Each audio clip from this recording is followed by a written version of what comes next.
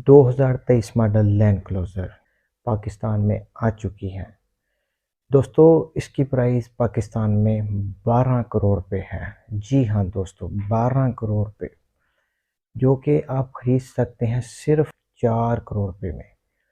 अगर टैक्स की रेशो कम की जाए तो अब यही गाड़ी इसकी ओरिजिनल प्राइस में, जो टैक्स कम करने के बाद 4 करोड़ रुपए बनेगी।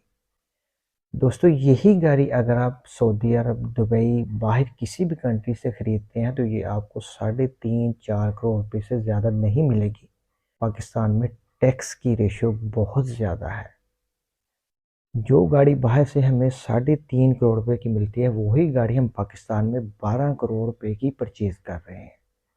जो गाड़ी हमें बाहर से 20 लाख रुपए की मिलती है, पाकिस्तान में हम वो गाड़ी 80 लाख रुपए की खरीद रहे हैं।